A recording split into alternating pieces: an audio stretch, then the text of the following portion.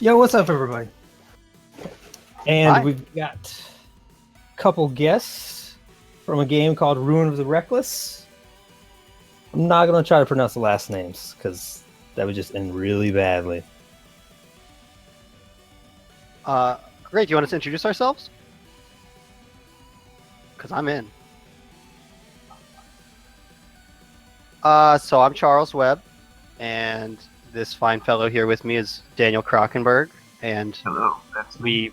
we ran a Kickstarter and raised $17,000 and then made this game, and I think it's really great. So we're here to talk with these fine gentlemen who agreed to interview us, and I'm pretty excited about it. Yep.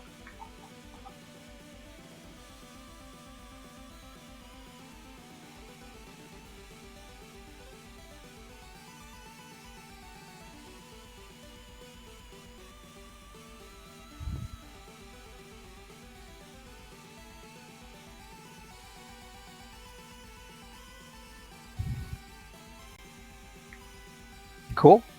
I'm excited. We're playing the game. Someone. Yeah, we're going to get to watch. Now, how is it exactly watching somebody play your actual game?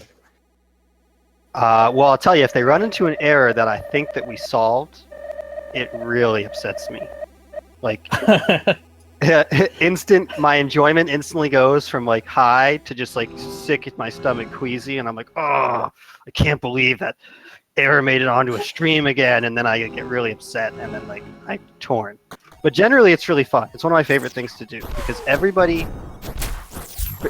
gamers have this tendency to think they know what's going on, and in my experience, everybody there's like two types of players. There's like people that pick up everything and experiment with everything and kind of try to figure out why it would be good, and then there's people that like try something once and get killed using it, and then they're just like, I'm never using that item again. And so it's really interesting for me to see which items players decide are bad, which are good, and whether they go like which route they go, because the experimentation players consistently do way better than the people who just decide things are bad. So there's your first tip. My favorite things about watching people play is like if I specifically, put in like a trap or like a joke or something, and like watching someone get that. Like when a dino slime is hiding under an item right next to the exit, someone walks over with one life, and right before they get on the elevator, the dino just hits them. That really upsets people. Really upsets people. How do you have a dagger already? How did you get a dagger? Did you unequip your soldier card?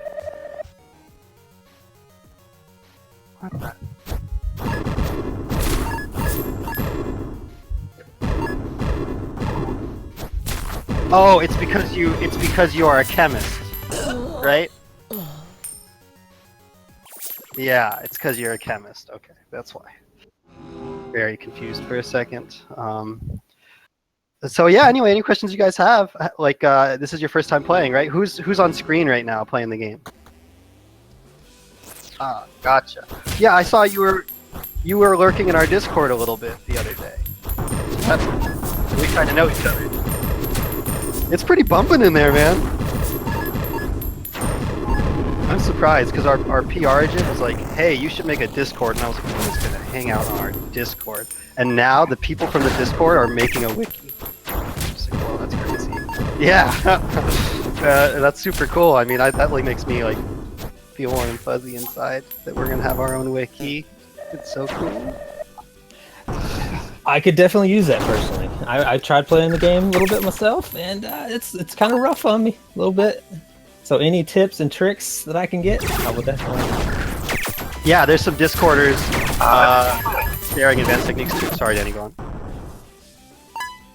Like, it's, as with a lot of the games in this kind of greater genre, it's a lot about figuring out what's good and like, why it's good. So, it's like just definitely trying everything and trying to figure out what the utility is of it. Like, I've literally even seen streamers use abilities in ways that I had never thought of, where I'm like, oh, maybe it's a little stronger than I thought. Yeah, that does happen sometimes. I guess that's like with any game that kind of stuff happens. There's been some pretty interesting ones. I'm always impressed when a streamer or a player, it's usually a streamer because we don't get to see the normal player's experience, like we can only get feedback through forums and stuff. But for streamers, it's always really interesting to see exactly that thing Danny's talking about. Like the other day, I saw a player who had a cursed spellbook of Raise Dead, and that spellbook's always cursed because it's so good. So it's always cursed. It's always a pain in the ass to get rid of or replace. And that's usually a really bad thing because you can't, because eventually it's going to run out of charges and you're not going to have a spellbook at all. So that's kind of how it's balanced, you know? But this guy was just eating like he was going out of his way to acquire every spellbook recharging power. And like there's this thing called replenishment that gives you 50 spell charges. And normally it's not worth taking that often because it takes up an orb slot, you know? But he was just like eating them every chance he got, and every chance he got getting spell charges however he could, and just raising this insane pet army that like was like nothing I've ever seen before. And I was just like, you know, it's a simple thing, like it's not that big a stretch to use those abilities together. But there's so many little things like that in the game that a lot of them I've never seen before. Yeah, so you're essentially getting some live Q&A. Oh yeah, a lot of that. A lot of the time we watch streamers and we just don't even talk to them, you know? We just like sit in the chat, and sometimes they notice us, but a lot of the times they don't, and we just like sit there and try and watch them engage with their reaction as if we're not there, you know? And certainly like some streamers get very frustrated, which is interesting to me because you know, obviously we made the game hard on purpose, but I hate when players get frustrated. Like I always want players to feel like they know why they died, or they like know what's going on, you know? So that clawing frustration that some people have, and I guess it happens with every game.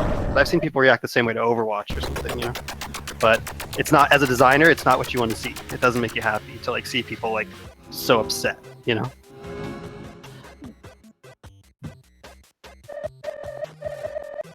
Yeah, well the thing is, since there's not a lot of vertical progression in the game, so like, I mean, I know I harp on this a little bit, but it's like, since every attack always does 1 damage, and you always take 1 damage from every attack, and you always deal 1 damage from every attack, all the health pools of the enemies are like 6, or maybe like a hugely powerful enemy would have 10, you know? So it's like...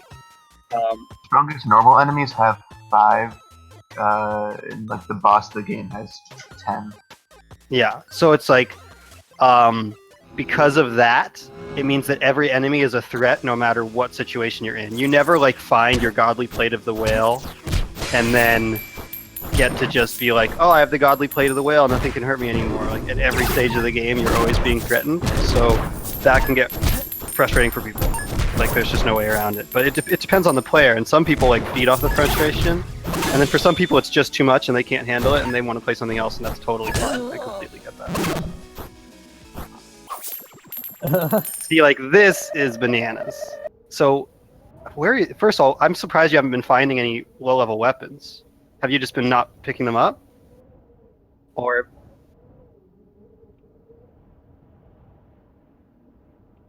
Uh-huh.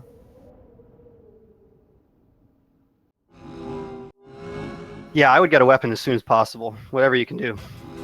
And okay, you want a tip? I know you're asking for tips. Grab a technician orb, and that will make better items drop for you. And since the weapons have like a higher power class, they'll be more likely to drop if you have a technician orb, as well as a lot of other good stuff.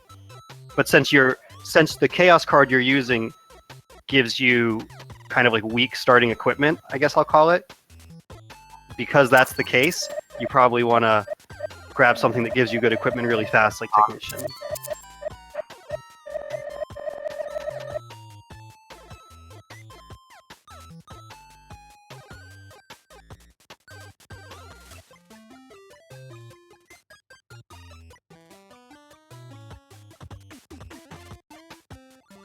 Well, there's always a mini health potion that in the lower right, and then there's always a consumable next to it.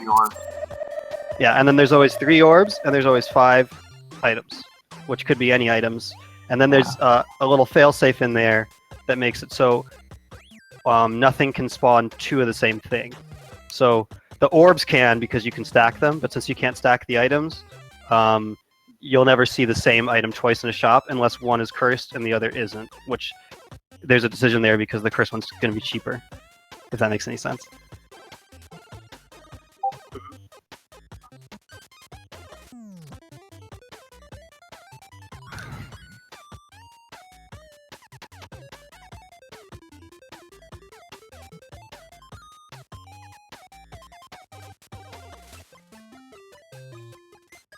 Yeah.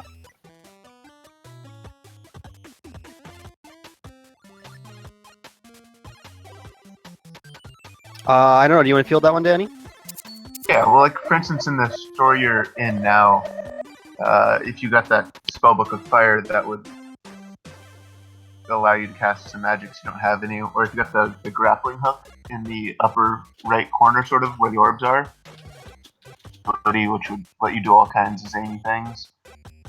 Yeah, but you can't afford it anymore. So, Yeah. buy that fireball book maybe, because you can afford that. Then you'll have some magic to help you. Yeah, I along. would buy the Fireball Spellbook for sure. You need something. You're the here's the oh, you're not a chemist anymore. Did you unequip that?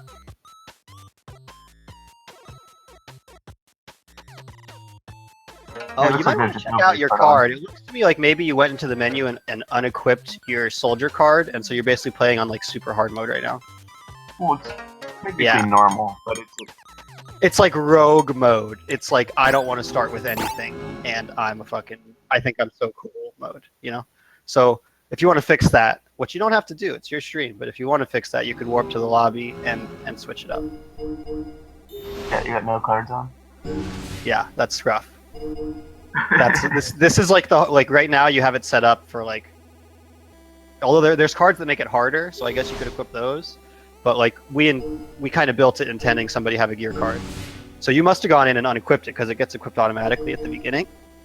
There you go. You're gonna be way better off now. It's gonna blow your Miendo.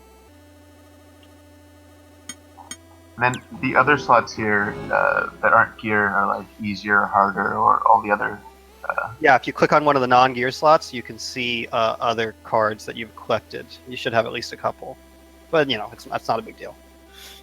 They all like mutate the experience and modify the rules of the game a little bit, so it's not a bad idea to play without any of them on for a little while and like see.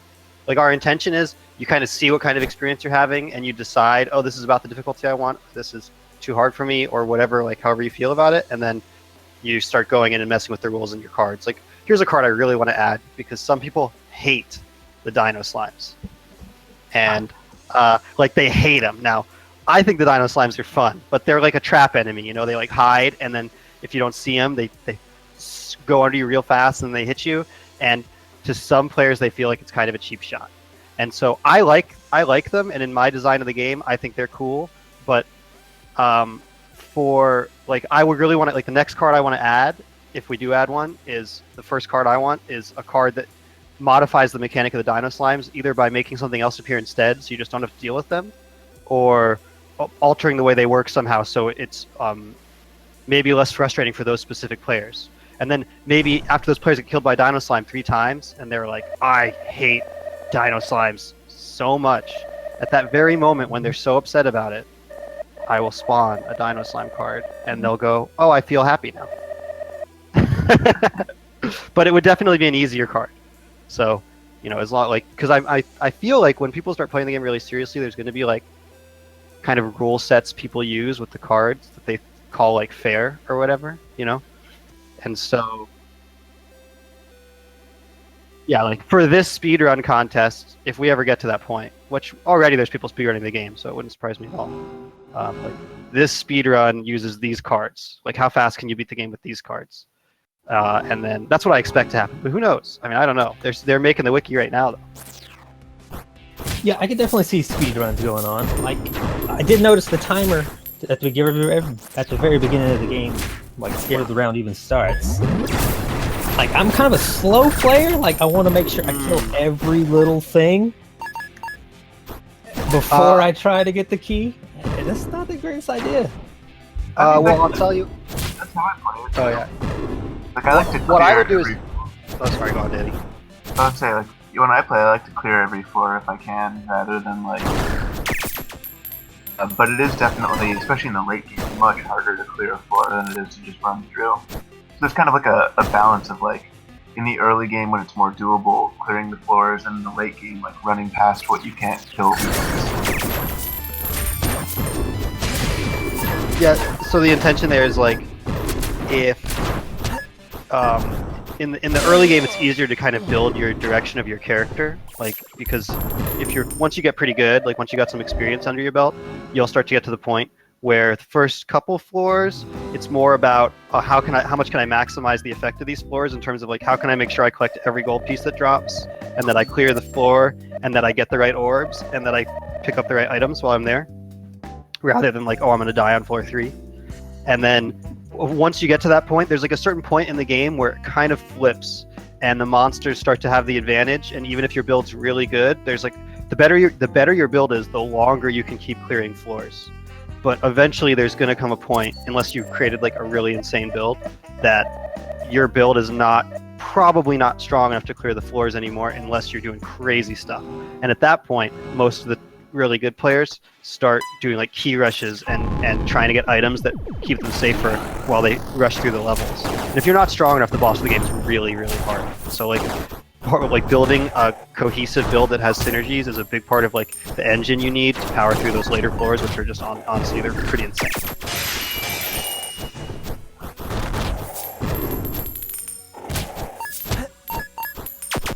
Yeah, but it's one of those things where at first it's like, this is impossible. Like, I've had players react when they get to the first couple floors where they're just literally like, this is impossible. Like, this is ridiculous. But even a lot of those players, after like an hour and a half, they're easily clearing the third floor every time.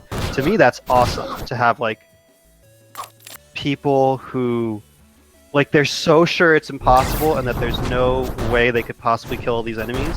And then as you, like, there's a slime, and then as you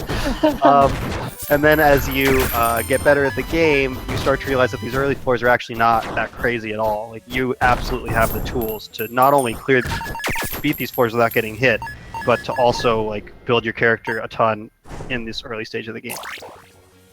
And it also depends what cards you're equipping, because if you have certain cards equipped, it gets way harder to do. Yeah, the game definitely gives you all the tools you need to get through the levels. Like, at first, when I got to the store, I wasn't even buying anything. I realized I should probably buy these potions. Like, this would probably help me out a little bit. I am kind of curious, like, between you two, like, who can beat the game the fastest? Oh, I'm not very good, actually. I can beat it, like, I think I've actually legitimately beaten it one time. But I can usually get to like 414. It seems to me, like, when I'm playtesting with Danny and stuff, that he can pretty much beat it on command whenever he wants. So like, we're kind of on different levels of skill in this particular game. What was that, Danny? You broke up a little bit. I can beat it about 1 in 4 times. See, that seems like bananas to me. I can't believe anybody can do that. And then the thing is, we have players that have been like playing since beta that beat it like all the time. You know, they have to start equipping all the weird cards that make it harder just to get to that point where they're like really engaged again, you know? Yeah, it seemed like a lot of those guys have... Oh, go on, sorry. My apologies. Keep going. Go ahead. Oh, I was saying, like, a lot of the guys who are really good, like, there's certain beta testers that have played for like 200 hours or like 97 hours, you know, like, so these guys, you know, they're really good. And even sometimes there's people that just immediately get it and they're climbing really high like first day. But it's pretty rare. Most people take some time to get used to the mechanics. I would definitely be in that category. But it seems like the game has been pretty popular with streamers. Like, has that been working out really well? Like, I guess that's like 90% of where our community comes from. Like, yeah, like something like that. I mean, I guess not anymore after today with the whole Reddit thing. But it's really grassroots. You know, like we were like legitimately personally sending emails to like hundreds of people, and I would go in and I would go, okay, here's the streamer, what kind of game does he play? And I go, okay, he plays this kind of game. And then I go, oh, that's kind of like our game because it's that. I do a lot of research and really like find streamers that I really thought this game was perfect for, and then I would send them like really polite, personal, I know who you are, I know what you're doing, I think it's really cool, I think you might enjoy Ruin of the Reckless, here's why. And then, like, that's how we built our community. Like, the community that exists around our game came from that, from streamers going, these guys are, like, really reaching out to me on an honest level, so I am happy to feature them. And then, like, some of the streamers don't like the game, and that's okay, and, you know, that's going to be true for any game. But a lot of the streamers love the game, and so over time we've just managed to build this it's really cool because it means that we see a lot of our players a lot of the time. Even though this is like a local game, and you wouldn't normally, I guess, expect the devs to like see as much gameplay as we get to, but because so much of the content is streaming content, like we're able to get really good feedback really quickly. And we have really close personal relationships with a lot of the streamers, so when they say, hey, I ran into this error, we go like into alert mode, immediately going to go fix it. A lot of the time we fix it that day. Yeah, no, that's happened. I mean, I'm not trying to be like presumptuous or whatever, but that's happened like multiple times. I'd say like, I honestly want to say the majority of the time, the errors that people report, we can fix in like within 3 days. I'd say that's a fair margin. Would you say that's fair, Danny? Oh yeah, like there's a couple errors that we know about in the builds you're playing that are already fixed, and we're just kind of, waiting till we have enough of them done to justify pushing out the next build. Yeah. Oh boy, look at this floor. Oh, there's the lighting. It's awesome. Yeah, there's definitely a... Oh, sorry, go ahead.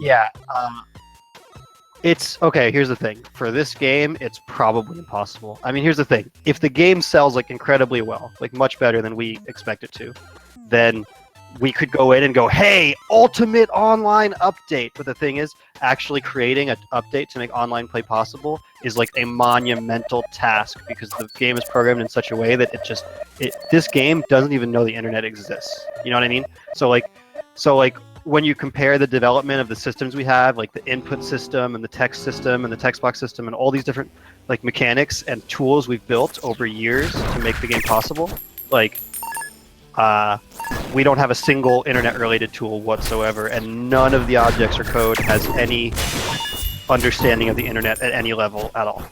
So like that makes it pretty hard to integrate. It's really just too late is what I'm trying to say.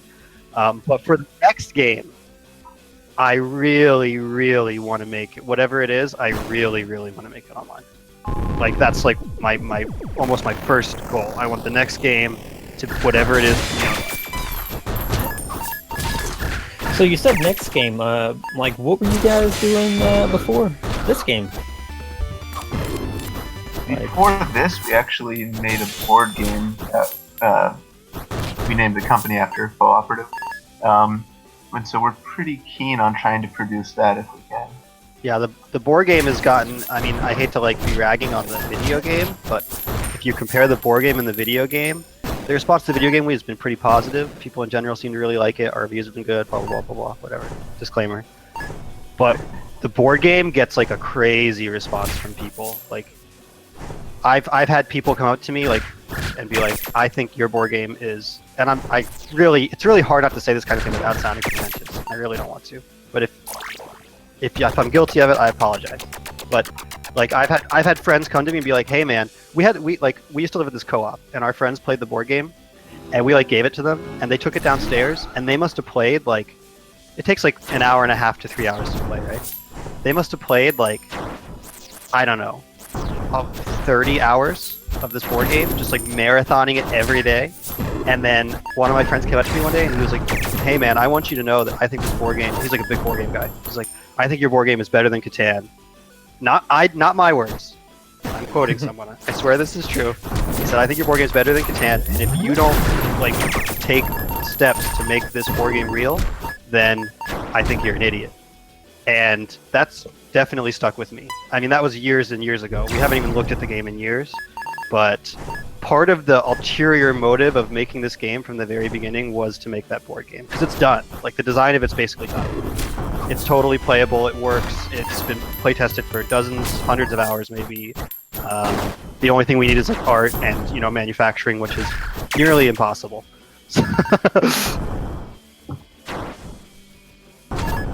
That's true. That's true. But I think we were only going to return to Kickstarter if we have like a really good plan. And the thing is, we have no manufacturing experience at all. So if we were going to take the board game to Kickstarter, we would need to team up with somebody with like, I don't know, with a real like, we would need a deal with a real company that makes board games that like was enthusiastic about the product. And once we had that, it would become a lot more feasible. But even then, it's not something I would even be comfortable devoting time to until the technical issues forum for this game is like a ghost town. If that makes any sense. Like when nobody's reporting issues, then we start going, okay, this game is absolutely rock solid. Now it's time to start thinking about Mac ports, Linux ports, console ports, and maybe the board game too, if we have a chance.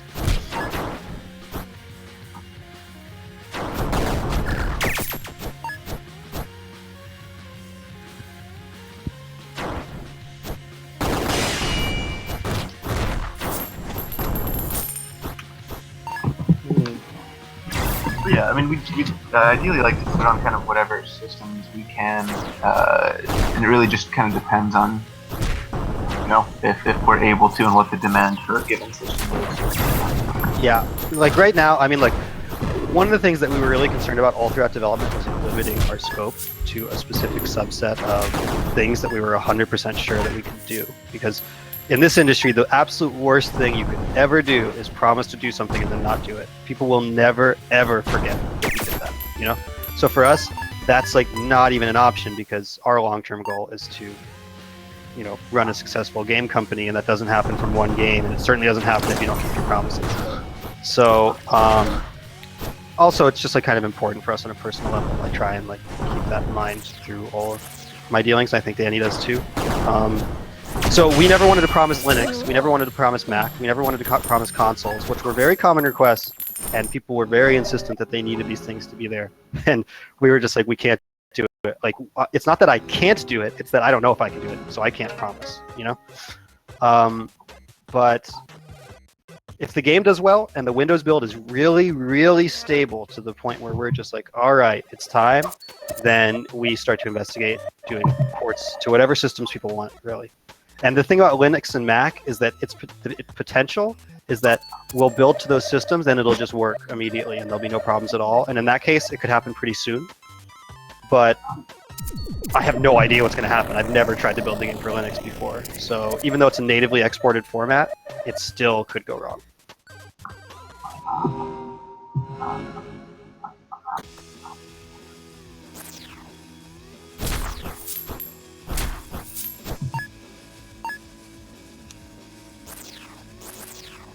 I don't know, Danny, you want to go?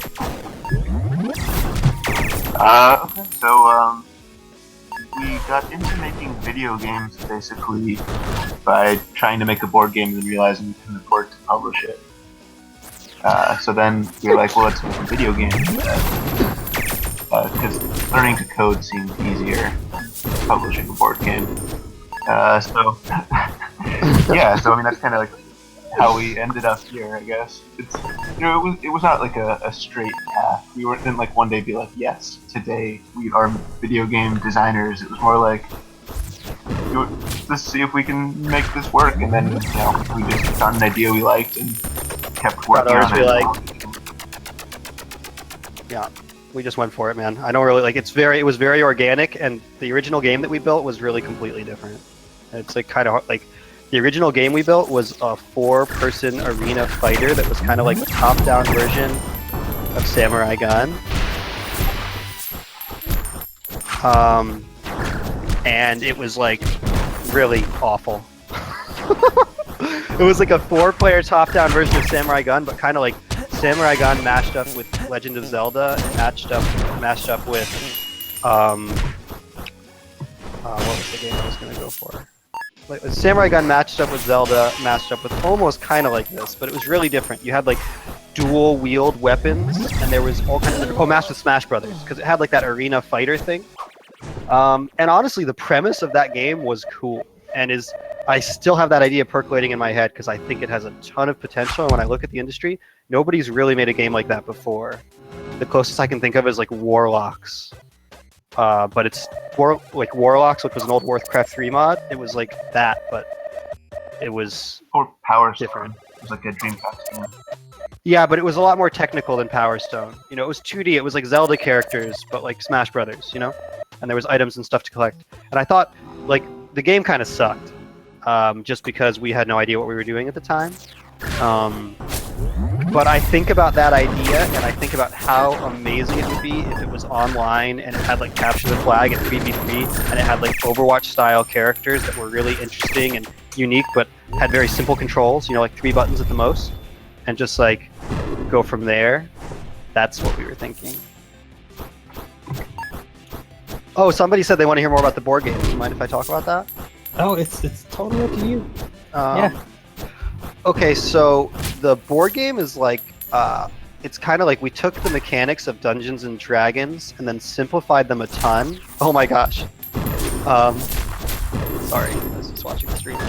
We took the mechanics of Dungeons and Dragons into the sci-fi setting. We simplified it a ton, so we kind of changed the mechanics so that rather than being a straight role-playing game, it was like a rules-based board game with monsters and stuff, and, well, enemies, I guess.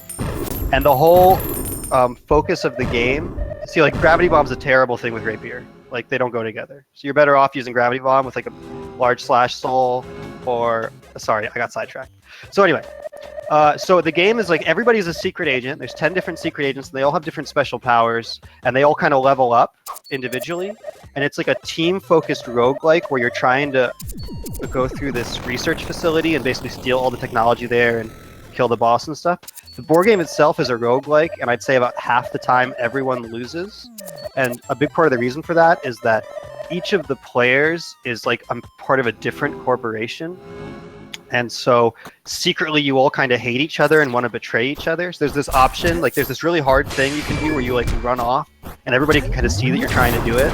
And then you can try and like steal this special item and then escape from the tower. But as soon as you go to grab that, everybody else in the game is going to immediately start trying to kill you because you're threatening to like lock them all in the base and leave. So like they have to go kill you now. But it's also a really strong item. So sometimes people will be like, no, I'm going to help you guys kill the boss. I just want to pick it up. I just want to use it to help kill the boss. And then in addition to all that, there's this other mechanic where at the beginning of the game, you get like a hand of search cards, and one of them is called the Faux Operative, which I guess you can see where we get our game company name from. And the characters in the game are operatives, right? And the Faux Operative is like a traitor. It's like a traitor mechanic. But the thing about it is, if he doesn't get dealt out in the original round of search cards, then he's just in the deck. And so the better somebody's doing, the more search cards there's grabbing, and that actually makes them more likely to become the traitor. So there's like this, it's like the stronger somebody gets, the more and more nervous you get, because the more likely that they're going to become the traitor, but also like their stats are super high and their abilities are really good and their items are really good. So you can like see them building their character on the table, you know? And so you're like, oh, that guy has a combat shotgun and a matter displacement wave device, and he's got cybernetic armor and a katana, and he's level 4, and he's got full life, and he's got 4 cards in his hand, and you're like, I am absolutely terrified of that player, because even if he's not the traitor, he might decide to betray us anyway, and there's a really good chance he is the traitor, because he's probably been drawing cards all game. And so it creates these weird alliances between the players where they're always like mistrusting each other, and there's like this mechanic where you can reveal someone's hand to check if they're the traitor, but it costs like these adrenal points that are really useful because they like clear rooms and give you tons of data, which is kind of like money. And so overall, I'd say the game is like a little bit complicated. Like, it's really for like D&D players, but it provides you, first of all, there's no DM, but it provides you with like really similar stories to D&D that are like really interesting. Like there was one game that ended with my friend who was playing Dutch Kilgore, and he had a piece of equipment that lets him walk through walls, and all the equipment's unique. So if he has that, nobody else does, right? He had this piece of equipment that lets him walk through walls, and the end of the game was him using rocket boots to like shoot across the entire base, fly through 2 walls, and then like go into this room and katana shotgun everybody and kill everybody, and then go, haha, I was the traitor, and just like immediately win the game. Everybody's just like, what the? Did you really just rocket boot through walls and then gun everybody down out of nowhere? And like, yeah, you did. And you the thing is, like, people have cards in their hand, they can interrupt what you're trying to do. So like, building that moment where you can go in, where you're the traitor or whatever, and you can go in and just eviscerate everybody, requires you to like really carefully build your hand over the course of the game without upsetting anyone too much, because people get in like these little feuds and they start like really getting each other's hair, and then that usually slows down both of those players so much that neither of them can, or they both are going to have a lot harder time winning. So a lot of the time it's better to work together even though the players are adversaries. Honestly, it works really well. Like the board game works really well. I really hope someday I can put this board game in people's hands for real. But the rule book is like 22 pages because it is an adaptation of D&D. You know, so like even simplified, there's a lot of little mechanics and things going on. It's really intended for like a hardcore board game player that likes that kind of thing. Anyway, we shouldn't talk about it too much longer, but keep your eyes peeled.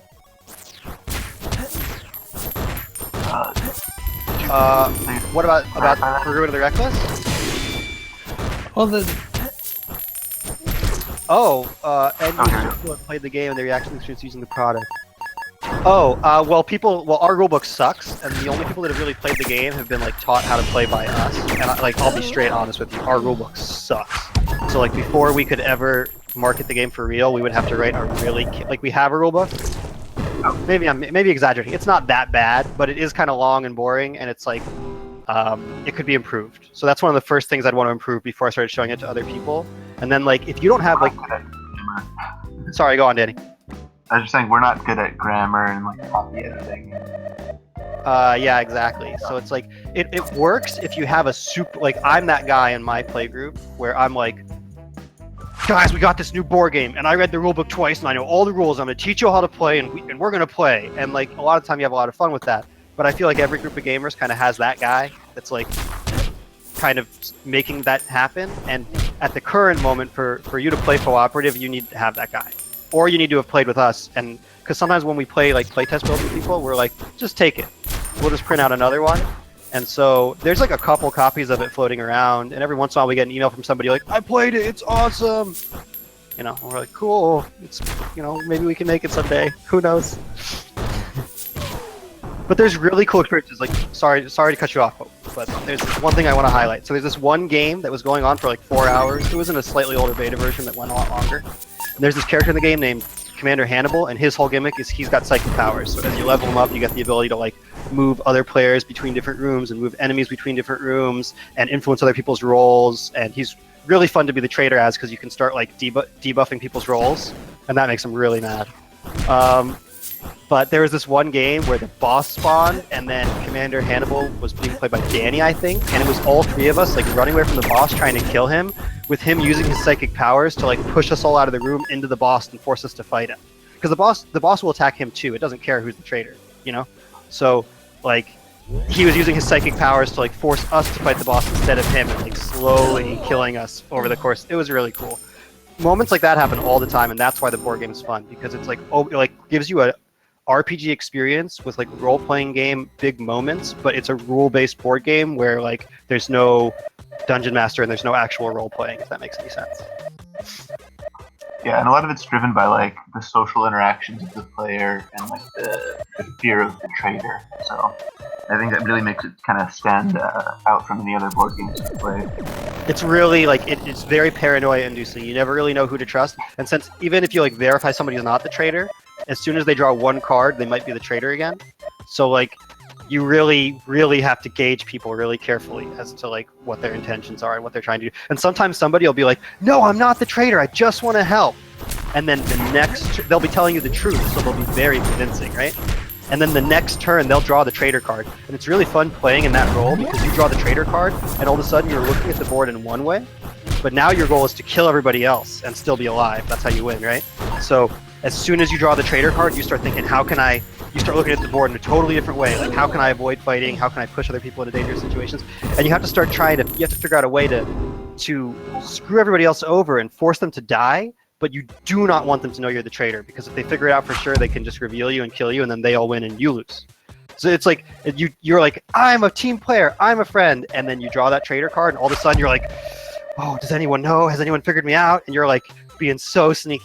Like, it works. It really works. And I know it's my own game, so I have a lot of vested interest in believing that, but it really works. People love it. So maybe someday, guys.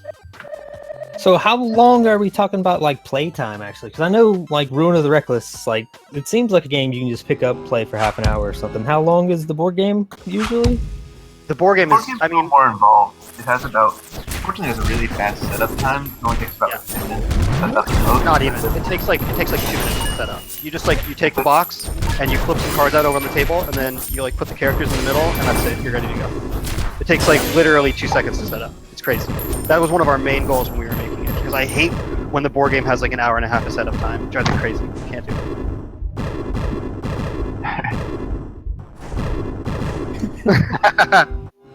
Yeah. Um, But I'd say each playthrough of the board game takes, between half an hour and 3 hours. There's kind of a variance depending on how quickly everyone falls into infighting, and Yeah. things like that. It's like I had a game once where a friend of mine, where I was going to kill 6 ninjas with a electrostatic grenade, and then my friend like didn't want me to get the reward for that, so he was like threw a smoke grenade into the room to interrupt my attack, so that I still lose my item, but now the attack fails and I don't get the data. And so this, like, not only was I super mad at him, and we start like going at it, like I was like pissed at him, right? Because I was about to get a ton of data.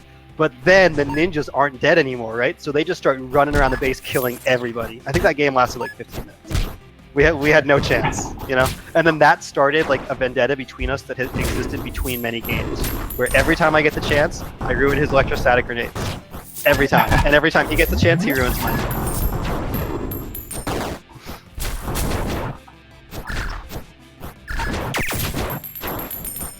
Oh yeah, definitely. The raccoons are among the most hated enemies. I would say it's the raccoons, the hoplites, which are the little bunny centurions, also the dino slimes. Those are probably the 3 most detested enemies. People hate skirmishers too sometimes. People Oh yeah, like a lot of people hate either. skirmishers. There's the blue cloak. Anyway, so now so this is your like second time playing, right, Chaconis? How are you feeling so far? What's your experience like?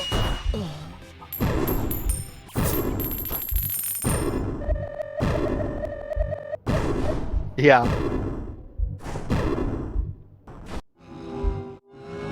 Gotcha. Yeah, it's That's like pretty common. In general, it's like it takes people probably a couple hours to start getting to like the early mid game, because there's a lot to kind of understand. Like you have to learn how all the enemies are kind of thinking, and what they're doing, and what items are. what they good. like to do, because the enemies have different things they like to do. You know, like Pretty much the skirmishers and the slimes just. Sorry, go on. It's your show, Draconis. Hit us.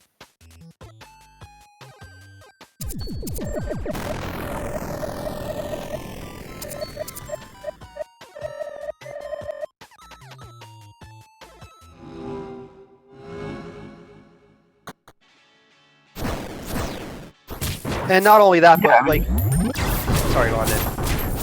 Oh no, you go for it. Go for it. I was gonna say, like, one of the problems we tried to address, and you can make your own determinations as to how successful we were. But I think in a lot of games, like Nuclear Throne and Enter the Gungeon, there's like this. In Nuclear Throne, it's not quite as bad because you like there's all the different characters to play. But I feel like a lot of the time in the early game in those games, it gets very samey feeling.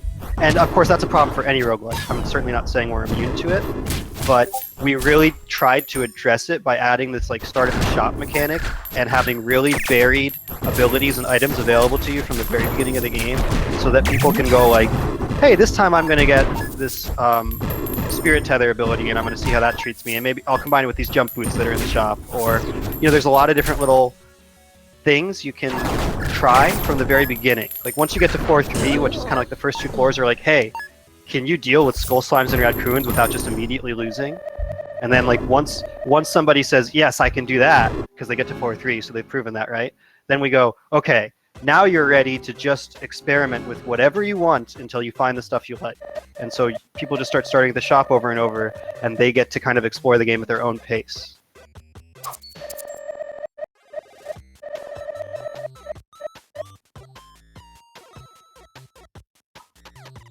Yeah, no, it's like, and there's some cheats too, like you could get the baby card, and then you could go to the library, or the chaos mat, sorry, and then you could equip that card, and then you'd have more Zenny at the beginning, so then you can kind of like, you know, if you're getting in a position where you're like, if you have that card equipped, you can buy almost everything in the shop, so go to town, just do whatever you want. But that lets you really kind of get a kind of an overpowered character and a bunch of abilities all at once, so that you can learn the game. But I will warn you that if you have the baby mode equipped, you will not see the normal ending.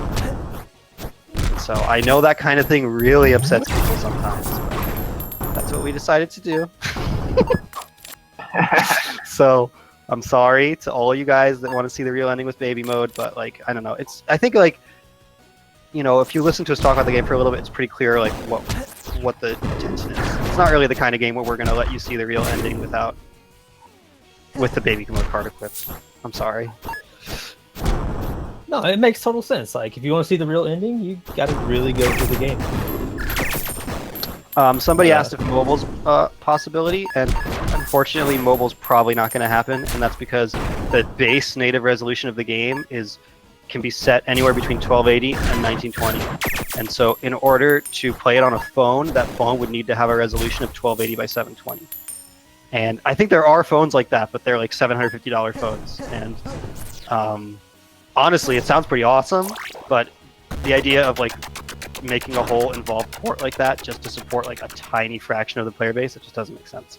But I know people really want it handheld. I really would like to bring it to the Switch, but then there's a little hiccup there too, which is that the Switch can display in 1280 by 720, so that's covered. But the issue with the Switch is that there's no GMS export for it. So the coding language we use doesn't natively export to Switch, and that makes it really hard to do that. Yeah, I want to say the opponents actually have a Switch.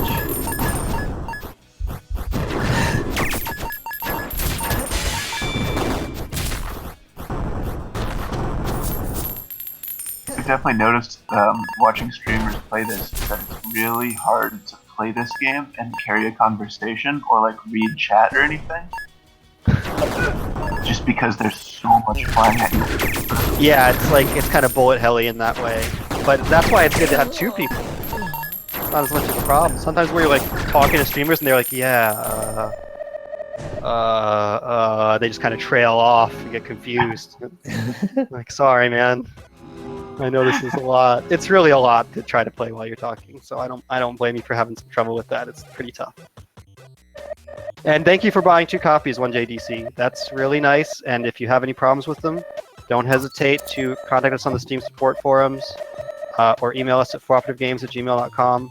And it's really important to me that everybody has a good experience. So if anybody has any trouble, I will do my very best to take care of you. This is like one of the few days where we're not doing like major tech support. I've actually been doing tech support while we were on the Reddit and stuff, but this is one of those days where it's falling a little bit to the wayside just because this like insane marketing opportunity just fell into our lap kind of randomly, and so it's been hard for me to like.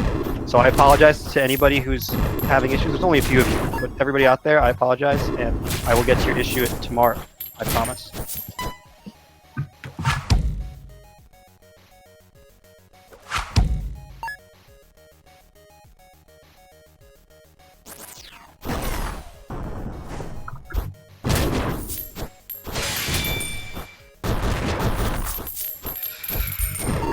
And Twitch is on, or wherever he's watching from, is on a delay, typically, so it might just be a little off there. It seems like it's working for everybody else.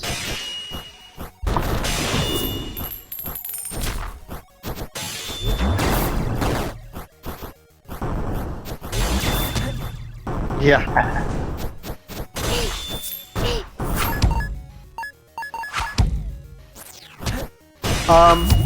Hey, Vidman, our 4K support is not good yet. I'm sorry. Like, it was a really hard thing to address before release. Because the native resolution of our game is 1280 by 720 to 1920 by 1080, it makes 4K support way harder than it should be, which is really just us being stupid. So I apologize to all the 4K users out there. For now, the best solution is indeed to just set your monitor resolution to 1920 by 1080, but probably not the next patch. But the patch after that, I'm going to see what I can do about putting in way better support, probably in the form of like scaling the whole display by a set amount. So like you could set the whole display to 2x and then stretch it full screen like normal, and that should be fine. I don't think it'll be impossible to do, but it's just something I haven't gotten around to yet. We'll get to it soon. For anybody who buys it 4K and then is like, oh, this game doesn't look good on my giant amazing monitor, I fully encourage you, just if you're unhappy about that, I get it. I mean, why wouldn't you be? I fully encourage you, just refund the game and make a post on our Steam forums, and just give me your name, and when we have it ready, I will personally contact you. So I do not begrudge, like, if anybody's having hardware issues, I don't begrudge you. Do what you got. It's your money, it's your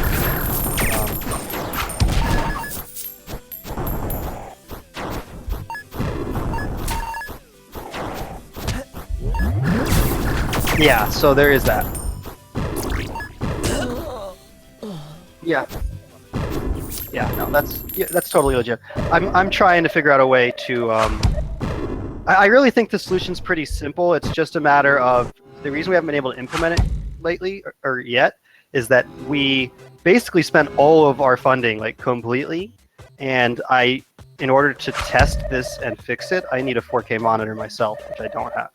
So now that the game's starting to sell pretty well, and we're starting to like, you know, make profits, as opposed to just working for nothing for a long time, the whole prospect of buying a 4K monitor to test on is pretty good. Maybe I'll buy a 4K monitor, test on it, get it all working, and then return the 4K monitor. Is that unethical?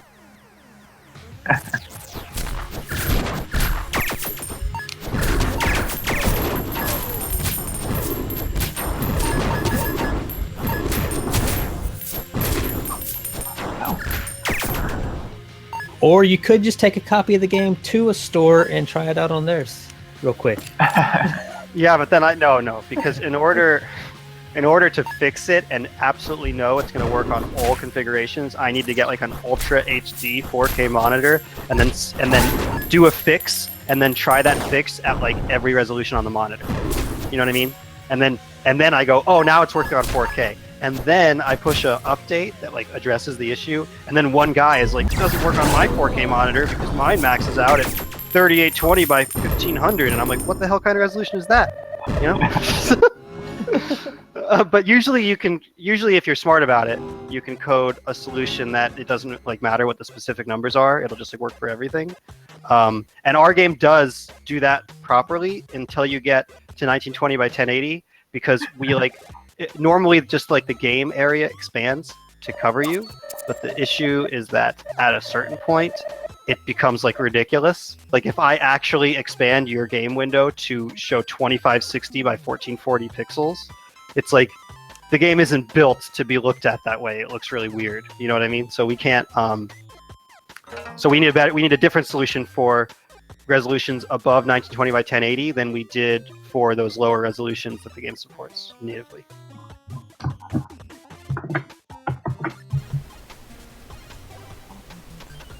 Yeah, it's actually better. Yo Jolly Roger sent that link, but it's actually better to contact us at fulloperative.games@gmail.com. Oh, I can't post. Maybe you can post that. I'll put it in the Discord. Absolutely, I will. Yeah. And then the other good place, if you have like PR-related questions, you should send them to Charlene at Player2PR, who's working with us for launch, and I'll put her email too. So if you want to like stream the game yourself or something like that, you should contact her. Because if you send it to me, I'm just going to forward it to her. Mainly because, I don't know, we get so many requests now for that. And it's not that I don't want to take care of everybody and have like a personal relationship with everybody that wants to stream the game, but it's just like there's a million other things I have to be doing a lot of the time, so Charlene's helping us with that anyway. But I really do like to interact with everybody. Like, it's weird because for the first time the game is getting to a point after release where it's not really possible for me to like have these personal interactions with everybody, and I'm like the kind of person where it's like, this is my baby and I really want to make sure everybody's having a good experience. So I mean, if you look at like the Steam community forums, you'll see that like a lot of the time I respond to people within an hour. Like a lot of the time, I'd say probably the majority of the time, definitely within a day.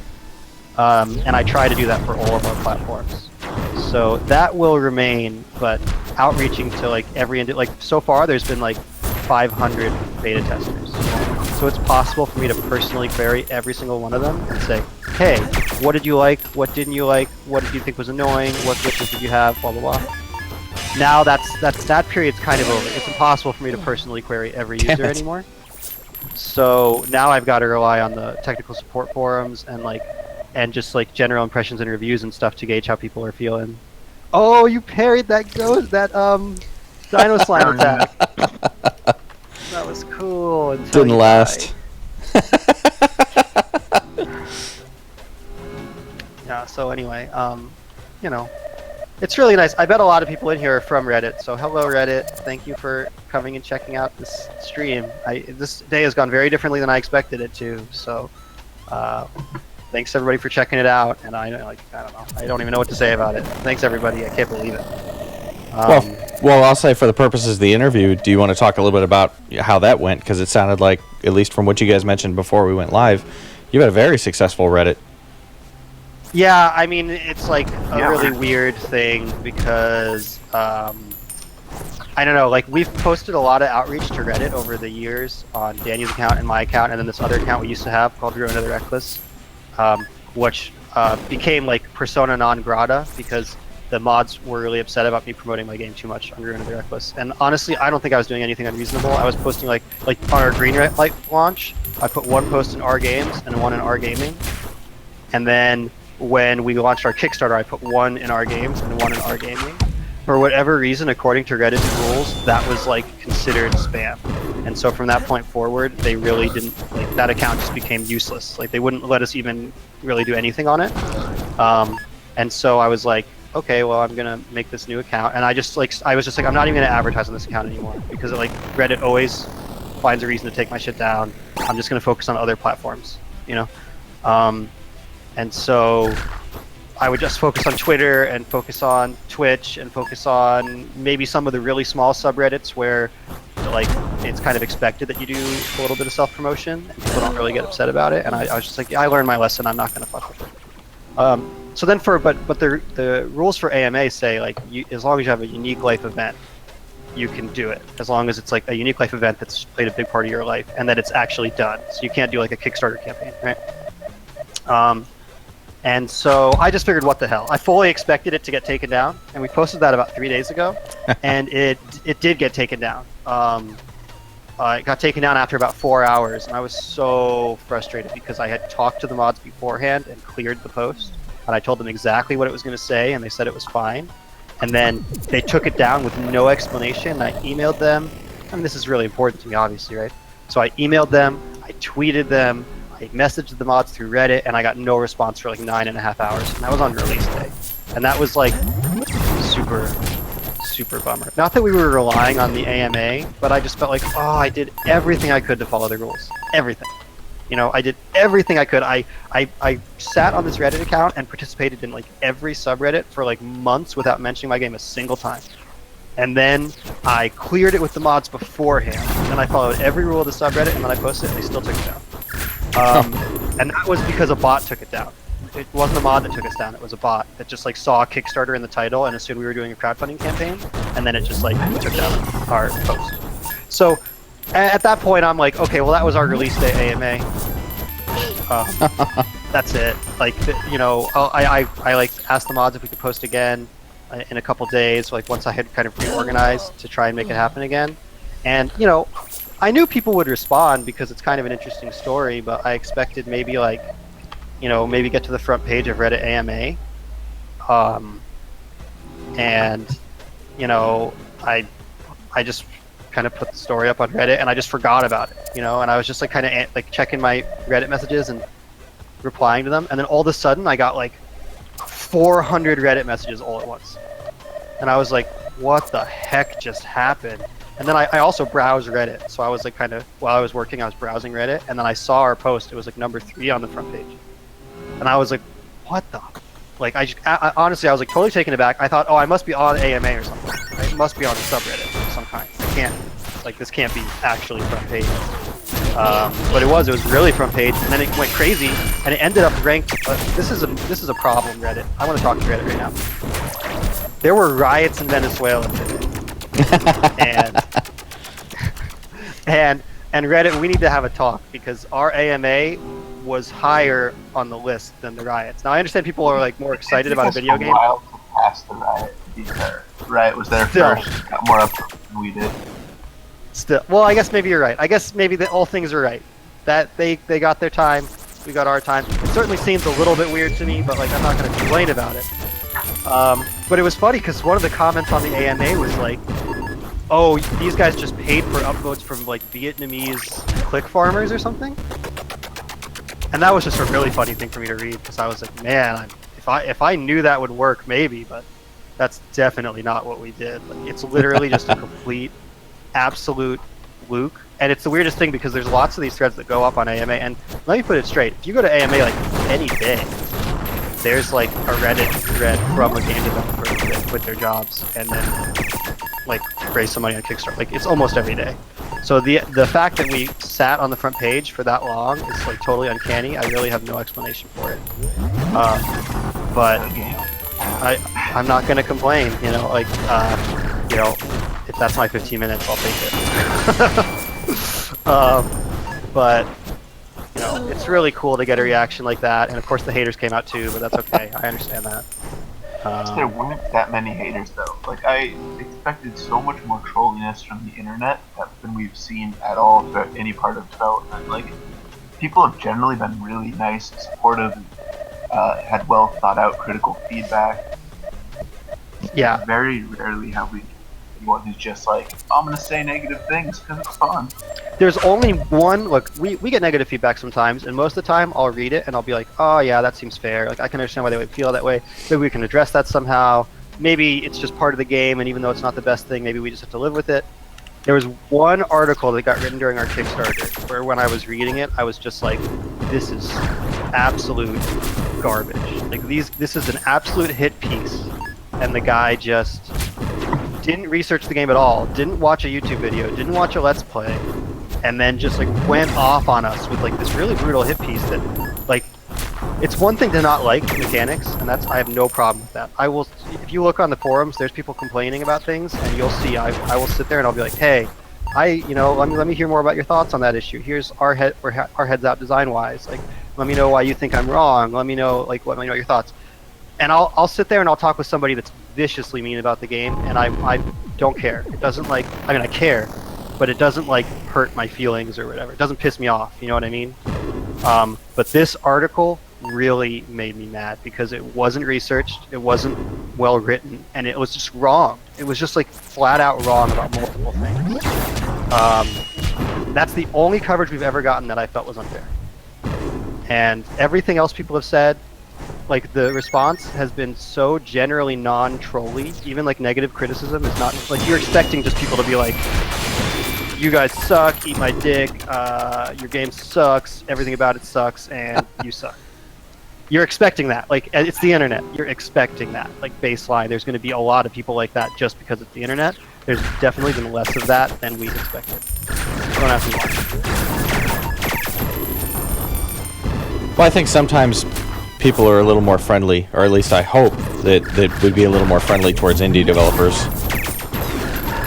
Yeah, I guess so. I guess that people are a little friendlier towards indie developers. I'm certainly thankful for that impulse. It's probably because a lot of people on Reddit like want to be indie developers, and you know, I certainly don't blame them. I wanted to be an indie developer too. I still want to be an indie developer. We'll see what happens. But I guess like it's a story that resonates with people for whatever reason, and it kind of like the thing is our like path to this moment was really weird. And it's like a lot of people ask us like, hey, do you have any advice for me about my game? And I'm just like, I don't even know what to tell you, man. Like, it's been such a weird odyssey of so many different weird little events that were very fortuitous. Like, from the beginning of development, it's often to me, and I think Danny feels the same way, felt like we had some kind of guardian angel that wanted the game to be a success. And that's an utterly stupid thing to say. I'm not like the kind of person that believes in guardian angels. I'm not saying that that's actually happening. I'm kind of like a skeptic personally, and Danny is too. But it's just so many weird little things aligned at so many different moments to give us a chance when we didn't have a chance. Because indie dev is hard. And look, the game's good. I stand by the game. But there's better games, and you know, they're out there, and there's better games that got less exposure, and there's worse games that got more exposure. You know, it's like there's a lot of, it's just an incredibly uncertain thing. And so when people ask me for advice, I start thinking, well, I don't want to give you advice because during our Kickstarter, there's that sounded like an exasperated side of me. No, it was a sigh of relief. I finally made it to the second store. because what was I saying? I kind of lost my train of thought. Sorry. It's okay. Advice. That was important. You made it to the second shaft. That's a big milestone. So they want to know, like, what did you guys do? And like, let me give you an example. Like during our Kickstarter, it was not really looking very good. I mean, at first it was looking great. We had like an amazing first week, and then it started to slow down a lot. And we started to like reevaluate all our numbers, and we were like, oh, this is going to be rough. Like, you know, we'll still be able to make the game, but we're going to have to make a lot of concessions to the design because of the lack of funding, you know? And then this kind of random miracle happened where this pretty big streamer named Ty Tuesday streamed the game. And then we like went on stream with him and interviewed, and his stream just went crazy for the game, and we raised $4,000 in 6 hours. Oh, that's nice. Yeah, and then that push of money that came almost entirely from that one stream was like enough that the game had raised like $11,000 or something, and then all of a sudden it opened up all these doors for us that weren't open before because people like took us seriously because we had raised all this money. So if Ty Tuesday hadn't decided that day to stream the game, and if I hadn't decided to go on interview with him, and like if anything had gone differently, then the Kickstarter would have raised a lot less, and that would have hurt our press, and that would have hurt our chances to do everything else. Like it's this chain reaction. It never stops ending, you know? Like early in the project, we started working with this artist, and he was really, really good. Like way too good to be working on the project at that time because it was really kind of whack. And so somehow we convinced him to work on the project in exchange for a percentage of this Kickstarter that didn't even exist. I don't know. Like he was really talented. Like, you know, a lot of like the art in the game comes from him, and you can see like it's really beautiful pixel art a lot of the time. I don't know how we got him. I don't know why he agreed to do it. And then, because at the time the game just really sucked, and we were working really hard on it, but it was very primordial, you know. And then, over time, like that, working with that specific artist ended up being really, really important because he taught us all the stuff that we needed to learn that we didn't know we needed to learn. He was like, you have to watch this YouTube video, and you have to read this interview, and you have to learn this about Game Maker, and you have to do this and that and that. You got to build your game in this way, and you got to scale the art in this way. If we hadn't hired that guy, we would have just hired any other artist, right? And he wouldn't have told us any of those things. And if we hadn't learned those things at that moment, it wouldn't have happened either. Like, we would have made such a crappy game without that random thing happening. We would have had no chance. And then, I don't know, like, then before the Kickstarter launched, at the last minute, that same guy pulled out, and the way we had the contract written, he was going to get 15% of the money for the Kickstarter or more. And we needed maybe $500 worth of work from him, like maybe, like at the rate we had been paying him and other people at the time, we owed him like if he had done $500 of work, he would have been entitled to 15% of our Kickstarter. Less. If he had done 1 day's of work, he would have been entitled to 15% of our Kickstarter, which would have been like $2,200. You know what I mean? Now, I know that might not seem like a lot of money, but that money was absolutely instrumental to getting the game to the state that, like, we could have finished it for less. We were prepared to finish it for $10,000, you know? But having that extra money allowed us to do a lot of stuff we couldn't have done otherwise. And so, like, you see what I'm saying? It's like this chain reaction of extremely unlikely events. And then we come to the AMA, like, what if that AMA had gone up when I originally posted it and Reddit took it down, right? On the 26th? Maybe it wouldn't have performed as well because every day is different on Reddit. You know, there's no accounting for it. If the bot hadn't taken down our AMA on the 26th, I think there's a good chance that the re-putting up of it wouldn't have gotten any traction either. And so, or we wouldn't have been able to do it because the bot didn't take it down, so we're not allowed to post again, right? And we weren't going to try and scam the system or anything, so that would have been it. If that hadn't happened, what would have happened? You know what I'm saying? It really, like, many, many, many times over development, it felt like somebody, like there was some mysterious force behind it, like going, this has to be a success. And I would never suggest that's actually the case, because I do not believe in that kind of stuff. The secret is not my bag. But we got really, really lucky many, many times, and that's only to get where we are already, which is not like, oh, we're millionaires, we're doing so great. It's like, oh, we made it to the front page of Reddit, which is really cool, and I'm certainly not turning my nose up at it. But you know what I'm saying? Like, being on the front page of Reddit for one day does not make your game company successful. It can help. It certainly doesn't hurt, but it doesn't just make your company successful. So who knows? Maybe we'll continue to have great luck and it'll keep going, or maybe that was enough to push us over the edge where our exposure is like there and we can, you know, like there's a lot of uncertainty. Game dev is very uncertain. But for anybody asking for advice, I guess the best advice I could possibly give anyone is learn how finite state machines work and make sure almost everything in your game is a finite state machine. Stop using global variables.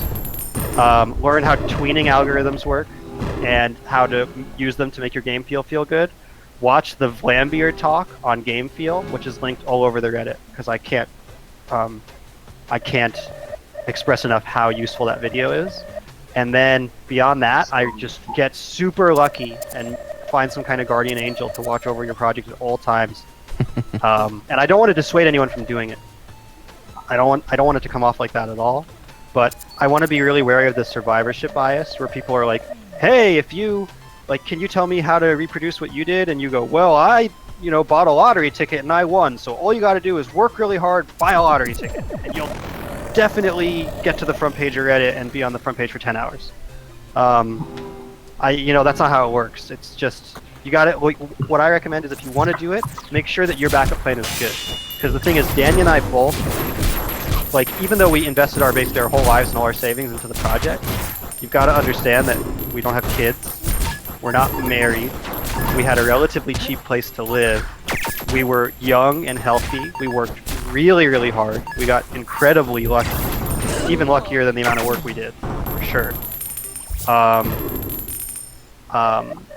And it's not even done yet. Like, it's not over yet. Do you know what I'm saying? It's like the best advice I can give you is to have a good backup plan, because even still, after all the lucky breaks we've gotten, there's still a chance that we're going to have to go to our backup plans. And the thing is, me and Danny both have kind of expensive skills, I guess you could call them, that we can I know I could always fall back on these skills that people I know will pay me a relatively large amount for. So I'm not going to be totally screwed if the game doesn't work. I would never have put myself in a position where I was totally screwed if the game didn't work. That's a dumb thing to do. Don't do that. But get a good backup plan, get marketable skills that you can rely on, and that can make you money if you have to. And then if you want to take the risk, go for it. For us, we're almost 30, It's it's time to do it. It's time to kind of try and get your piece of the pie. And if it doesn't work, then move on. You know what I mean? It's kind of that's how I kind of felt about it. That makes sense. So we had a question in the chat that from BMAL that asked, "What draws you to being an indie developer?" Well, I think for me, one of the things that really drew me in beyond that, I have pretty much loved all kinds of games since I was a kid, was that I really hate working for other people. So it's much easier for me to work for 16 hours of my own volition than it is work for 4 hours when someone's telling me to do it. Yeah, we don't like getting bossed so around. That was, I'm definitely that was a big part of the drive for me, and part of it too was that at least for making a video game was I always wanted to learn to code, and I like teaching myself skills. I find that very rewarding to do, and so it all kind of came together because me and Charles were living in the same house. We had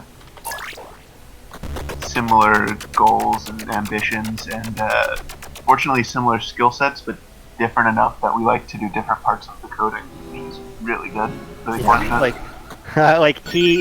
He knows about half the code the back of his hand, and I know the other half the back of his hand. There's moments where I'm like, Danny, there's a problem with the file generation engine. Because every time I try and go and fix it, I break it. Yeah. For me, it's really the same. We just wanted to do it. I can't really explain it. The thing is, at the beginning, we thought it was going to be way less work and be way easier. Woo! That's a room. Yeah. You are a risky player. You like to get in there, man. That's intense. You like to spawn a lot of monsters. Yeah, well, I thought I might try to run through that level, but that didn't work. It can work, but the thing is, you have to have items that are designed to help you do it. If you just try and run straight for the end through 7 rooms, you're probably going to die unless you have a specific reason that you think that's going to work. For instance, in the final room after all the enemies spawn, you have a fully charged gravity bomb ready and you just throw it at the wall and then leave. You know what I mean? Stuff like that becomes really important for speedrunners and stuff. But, what was I saying? I ramble a lot, so I apologize if I'm we're rambling talking too about much for anyway. what made us want to be game devs. But one thing that I definitely didn't realize before we started making a game is how many unrelated skills you have. Like, Yeah. you have to learn how to market, you have to learn how to do corporate taxes, you have to learn how to like write contracts, read contracts. Yeah, and then you have all to learn how to kinds do of like different little. marketing, streamer outreach. You need to learn how to do social media really well. You need to learn how to like nurture your community. You need to learn how to find good artists and convince them to work on the project. You need like the number of things that have really nothing to do with the actual making of the game that you have to be willing to spend hours and hours and hours of time on is like staggering. And if we had known what it was going to be like when we first started, I don't know if we would have done it. But the thing is, like, at the same time, if I could go back and tell myself whether to do it or not, I would, even if the game like totally flops and we fail, I would still say yes, because I am like 10 times more knowledgeable on a lot of really cool subjects than I was when we started. So it's like, even though the me that existed 3 years ago or 4 years ago may have balked when if I had sat myself down and be like, hey, guess what? There's no such thing as easy money at all. And every step of this is going to be a slog. You're going to be working 14-hour days all the time. Maybe I would have said no. I don't know. Maybe I would have said I wasn't interested. But like the me that exists now is like super into that. I think we kind of grew into that kind of work ethic over the course of working on the project, rather than like started out that way. Yeah, it's just a weird thing, you know. It's like I would go back and tell myself to do it, but if I was honest with myself at that stage in my life, I may have refused to do it anyway. But the thing is, we really didn't want to work normal jobs. Like we had both worked normal jobs for a while, and I'm not looking down on anybody working a normal job at all, because it's what you got to do. And a lot of the time, it's way more lucrative and much smarter to do than what we did. So certainly not talking shit, but for us, I think we just are kind of like really stubborn, and Danny really doesn't like being told what to do. I really don't like we've had the opportunity to get really good gigs, but even really good gigs, I find myself getting frustrated with. So like the fact that we are so frustrated by that workflow definitely helped us be like more committed to what we were doing. So it was like, if this doesn't work, like yeah, we'll both be fine. We can both take care of ourselves. But we're gonna have to do this thing like that we really don't want to do. So I'm with Danny. I'd rather work 12 hours on this than 7 hours in a normal job, or 6 hours, or whatever you want to call it. I'd rather work 16 hours on this than 7 hours in a normal job, and that's just me. That doesn't actually make any sense, and if you think about it objectively, it's probably kind of stupid. But that's just like our personalities, you know. Well, so I'm gonna kick this back to some game mechanic questions. Then one of the things I've noticed is you acquire levels as you go through. How does that affect the playthrough or the character? I haven't seen necessarily any kind of like RPG mechanics where you increase stats or anything like that. There's no stats. I mean, there's some stats. Like technically, there's some stats. Like you know, you have your movement speed stat and your health, and I don't know. I guess that's it. You have your movement speed and your HP. Those are the only stats. So those increase as you level? No, they increase from. Danny, you explain it. Like you grab one more skill orb. Yeah, so like every level you have entitles you to pick up one extra skill orb. So if you're level 4, you can have 4 skill orbs. And that's been a lot of that's just because we hate the like pick from 3 level up system that a lot of games have. Like I don't like that at all. I think the leveling up should be more integrated with the gameplay. So it's like instead of killing an enemy and then leveling up and then getting a higher strength stat, we are of the opinion that it's more fun to kill an enemy and then get an orb slot and then go, what interesting ability do I want to put in this orb slot? Can I get it? Can I find it? Are there enemies around it? Am I going to take damage trying to absorb it? Or am I going to have to spend money on it? Can I protect it? Can I, like, to us, that's a much more interesting mechanic than like, hey, pick one of these 3 things. And usually, for me at least, a lot of the time it seems like one of those 3 things is just clearly the best. So a lot of the time it's like, well, I have a shotgun, and shotgun fingers is one of the options, so I'm just going to pick that. And it's a smart decision, but it's not a very interesting decision, because your current loadout made it really obvious what you wanted to pick. And there's still some of that in RTR. Like, there's certain times where you see an orb and you're like, I want that orb. That's the orb I want. but you can't always get it. You have to do something to get it. You know, we don't just give it to you because you leveled up. So I think that's like the primary difference in philosophy there. And then you can also level up and like build up a bunch of empty orb slots and then be really picky and refuse to pick anything up. And you can be like level 6 and have no extra powers because you refuse to pick up a bunch of orbs because you're like, I think I'll look for something better. And I'm totally okay with those players getting punished, but it's also like a strategy. Sometimes you really want that specific orb and you're like saving your last slot for it, you know? So to us, this system has a lot more depth to it than like the normal system, but you can raise your own conclusions about it. Yeah, and by the way, if you guys see Smaland in the comments, he's like a beta tester who's been playing the game for I don't even know how many hours. Maybe you could tell me, but he's really, really good. He beats the game all the time. He's much better at it than I am. So if he says anything, you should probably listen if you care about getting better. He's really, really good. Yeah, I liked his comment earlier to take my time on the lower floors and panic at the higher ones. Yeah. Yeah, for sure. Yeah, Smileland's awesome. Smileland has been one of our like biggest supporters and fans and friends. He's found so many errors and so many exploits and so many broken builds over the course of development. I mean, there was a period of development where every build I pushed, I was just like dreading the Smileland message. Because I'd be like, whatever I just did, Smileland's going to destroy it, and I'm going to have to fix it. Like, he's going to break it, he's going to figure out some ridiculous combo that just can't be in the game, and I'm going to have to nerf a bunch of stuff. Which is great. I mean, like, that's another thing. Like, our community has just been amazing, and there's a bunch of players like Smileland that are, like, much better than the game, and almost, it's a weird thing to say, but almost more knowledgeable about the game than we are. So in the terms of like they kind of like they're better at the game than I am, so they know better what's unbalanced and what's too good and what's not worth picking up and stuff. You know, like so a lot of the time we're consulting with those players on like major balance decisions. So you just got this sliding boots. Yes. And it's a little hard to do on a keyboard, but the gimmick of those is that you can like slide your dash in different directions. So like if you dash right and then press up, you'll see that like it does like a weird thing that's not normal, but it's kind of hard to do on a keyboard, which I wish there was some way we could. The thing is, like an analog stick, it's way easier to do because you just like hold it in the direction you want to slide to. But yeah, see if you can try and get it working. I was goofing with it, yeah, and then I got killed. Yeah. So that's easier to do on a controller. Most things I'd say are like it's totally the same if you want to play on a controller or a keyboard.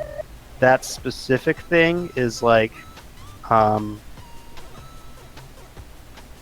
it's a little easier to do on gamepad. It's one of the few things that I would say like separates keyboard players from gamepad players. You can still do it on a keyboard. It's just weird because there's only 4 buttons instead of analog. Right. Yeah. So what was the decision? I noticed when I go in the store, when I go up to an item, it gives me the title of the item, but it doesn't tell me what that item will do until after I buy it. Once I purchase it, then it says, you know, I get a little tagline that says something about what it does. How come you don't want to tell folks before they buy it what they're getting into? Well, you know, part of it is honestly a resource thing, and it's like there's a certain like screen resource stat, and I think we kind of max it out in terms of like with our HUD. And there's like a lot of things on the screen in general that a player has to understand, and we don't want to overload them with like a lot of annoying text. And then part of it's an interface thing, but honestly the main reason is that it just seems more fun to us that way. Like, we're big Dungeon Crawl Stone Soup players, and one of our favorite things is how like when you see an item on the ground, you don't know exactly what it is, but you can kind of learn it over time. Eventually it just becomes second nature, you know? But like, when you see a Ring of Protection in Dungeon Crawl Stone Soup, the game doesn't tell you what it does. You have to figure it out. Sometimes it says like AC +1, but you don't really know what armor class does. So you can either look it up on the wiki, which it's great. If that's what you want to do, go for it. But if you're if you're the person like me that likes to just kind of discover everything randomly, I like to see something and have no idea what it does before I buy it. That's me. I know for some players that's like a nightmare, and I get it, and I apologize. But there's people working on wikis and stuff, so someday everyone will be happy. And we might actually like put in a card that makes all those descriptions appear, but we wouldn't make it like a default feature because Yeah, I don't know, and it's kind also of like some of the descriptions are, like, intentionally vague. Like Yeah. blinking stone, for instance, it says like you become quite slippery. Is what it does, but that's like Yeah, that's Orb of Replenishment says like you feel rejuvenated. So if you ever played Diablo 1, it had those crazy shrines where it would be like the shrine of the poor, and you'd click it, and it would be like, it would be like the blessing is yours, and you'd be like, what? I don't even know what just happened, So it's like that. That's really kind of what we're nodding to, is that kind of like arcane, Dark Soulsy, not holding the player's hand and kind of just letting them explore the game in their own way. And I know some people don't like that kind of stuff, and I get it. It's just like, this is how we made it. This is what we thought was the most fun. Oh, I've been having plenty of fun with it. I think we've been talking almost an hour and a half now, and I've been sitting here playing while we've been talking, but I've been having fun the whole time, even through the many deaths. Yeah, certain things about the game grate on some people. Like, I'd say one of the big complaints that I saw a lot in the Reddit thread was that, like, the tiles are too repetitive. And I can totally understand that criticism. For us, like, since our budget was so limited, our thought process was always, how can we spend the money to put the most interesting content in the game, in terms of game mechanics, Because we can always add more tiles later, but it's a lot harder to add an interesting number of skill orbs and items and stuff. So if the game does really well, there are things I'd like to fix, but I do think the game's in a really good place mechanically, in terms of, like, people really like it. Like, some people hate it, but some people really like it. And I think with a video game, that's as much as you can expect, because it's always like a subjective thing, like every aspect of the game almost. So it's like, if we're making some of our players really, really happy, besides making them happier, there's not that much that we can do to, like, make somebody who's not interested in this type of game be interested in this type of game. Just like the game is for people that want more of this roguelike-y stuff going on. So if you hate games like this is not going to be the game to change your mind, Although actually could be if you're a certain kind of player. If you really hate grinding and you really hate persistent progression, and you just want, like, a really kind of, like, no nonsense, more roguey, like real-time roguey experience with less hand-holding, that could, if those are the problems you have with, like, Enter the Gungeon or Nuclear Throne, or if the thing you don't like about those games is that the beginning's too repetitive in terms of the abilities you get, then this could be the game that changes your mind. But if you just hate pixel art and don't like roguelikes and don't like hard games, then, I would urge you not to purchase it, because it's not really intended for you. You know what I mean? I guess that's my spiel on that.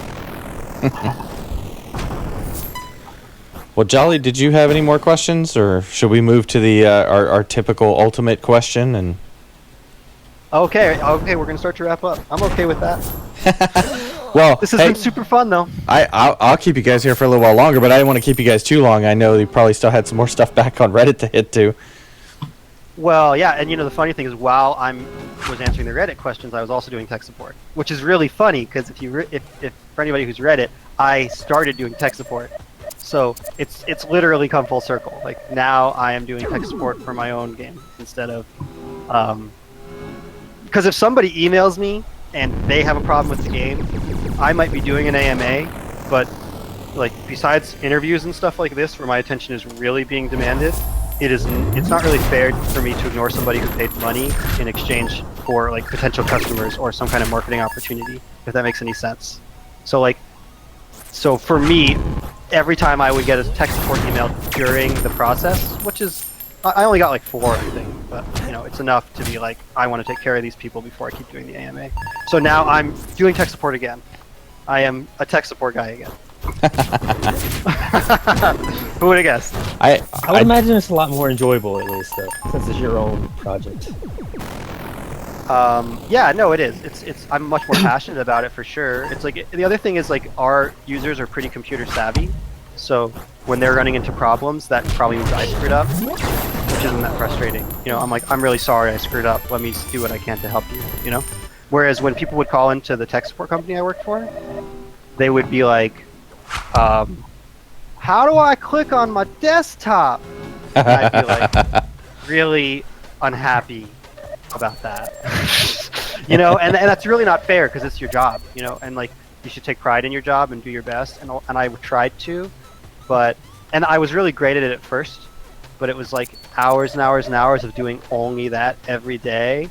And even though I was getting paid pretty decently, and a lot of the time I could watch like YouTube videos and stuff, and it was pretty cushy, I still I couldn't do it, you know? I just needed something a little bit more engaging.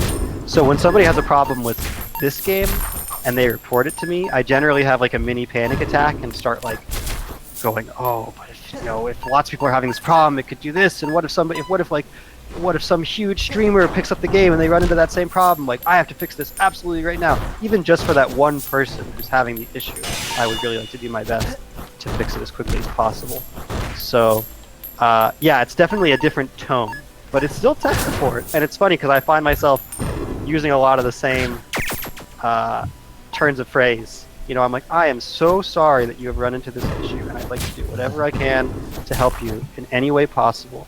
Can you please check your DX diag and reinstall and do this step and that step, and keep me updated on the process? And, like, once you run into trouble, just let me know. You know, it's very, the vernacular's the same. You know, it's tech support. It is tech support. Did you ever ask him if they turned it off and on again? Sometimes Steam gets corrupted downloads. I'd say that's almost the most common error. So like, somebody downloads the game, it starts doing something really weird that I can't really explain, and then they report it, and then it's literally fixed by uninstalling the game and reinstalling it, or even just verifying the game cache from within Steam. I'd say that's like usually the solution. So yeah, I guess, yeah. Sometimes I tell people to turn the game off and turn it on again. Well, I'm gonna slide it in there while we got the chance. Then, you know, typically when we have folks on the podcast and when we interview, we always like to ask, what kind of bacon do you like? How do you like it prepared? And then, what kind of beverage would you have with said bacon?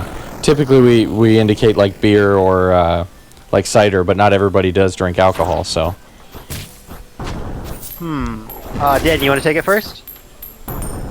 Well, I would say my favorite way to have bacon is probably like definitely on the lighter side of cooked. You know, I don't want like too crisp or anything like that. In the morning. So And what beverage do you want, Danny? Coffee, but you know, if I were to drink a delicious alcoholic beverage with some bacon, I think, yeah, I'd probably go with like a Moscow Mule or something. You know, gin and lime. That's kind of my jam. nice. Alright, I guess it's my turn.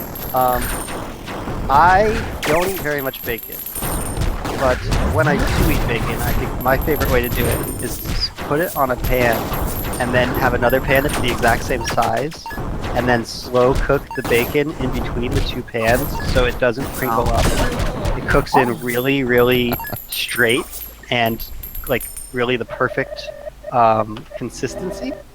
And in my opinion, this is like my Italian sister-in-law makes bacon that way, and it's pretty hard to beat. It's really quite delicious. You got to slow cook it for like a while you do that. And you know, I haven't had a beer in actually a long time, I confess. I don't have anything against beer.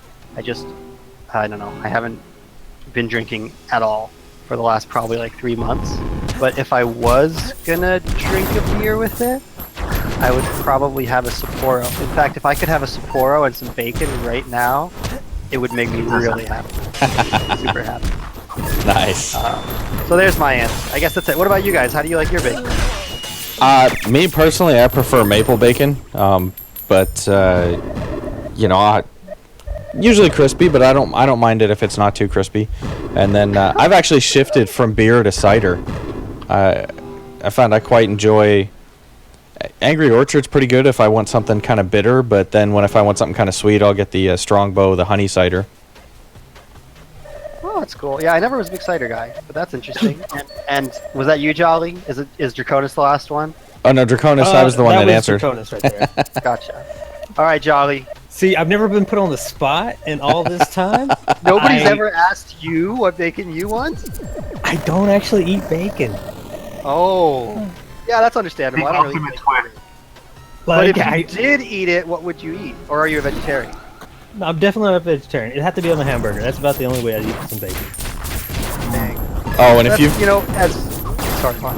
oh no, I was just gonna say if you've never had pancakes with peanut butter and bacon, that's definitely worth trying. Yeah, but it's a good life decision because bacon is so bad for you. So like, not eating any bacon at all is really hard. It's a hard decision to criticize. You know, it's like somebody's like, I invest $150 every month into my IRA, and you're like, lame. Why don't you spend that on hookers? You know? Uncool. IRA. Lame. So I don't know. I don't know what to say. But yeah, I've never been asked that I remember at least. If I was asked, I probably lied. But yeah, I don't eat bacon. Jeez. And you know Reddit's watching, right? The bacon and the Reddit army and all that, you know? The sizzling, the narwhal, you know all that? You know what you're getting I'm into? with you. You're gonna I'm get good. like a... I'm good. I'm gonna get downvotes like crazy. Is that what you're saying? Yeah, you're gonna get like a Brigaded? front page hate post. Jolly from Bamsters doesn't like bacon. It's just gonna have 1,000 downvotes. There's particular subreddits you could do such a thing. Oh, Reddit circle jerk? Yeah, there you go. Yeah, that's a good one. Well, Smallland or something. Yeah, Smallland had commented on the peanut butter and bacon pancakes. I also found there's a couple of restaurants, but one that's really good called Slater's 50/50, where they sell a peanut butter and jelly hamburger, and it's really good too. And it comes with bacon as well. Oh, that sounds so disgusting, man. I can't even believe you would talk about a peanut butter and jelly hamburger. You know what's funny is it doesn't sound good, but the first place I went to that got me to try peanut butter on a hamburger, they told me if you don't like it, we'll give you your money back. And ever since I tried that, I loved it. And now every time I have a hamburger, I've got to have peanut butter on it. No, but what about? Excuse me. What about peanut butter and jelly? It's good. It's much better than you think. Now, I know it sounds really strange, but if you think about, I don't know if you've ever sat down and had like steak or venison or anything where they'll give you like a little side of maybe raspberries or strawberry or something like that. It's that same kind of thing. The jelly actually goes really well with the meat. Got it. I could see that. When I was a kid, I once saw a bee get really brutally like cut in half by like a, I don't know how. It was on the ground at my grandma's property. It was like writhing on the ground.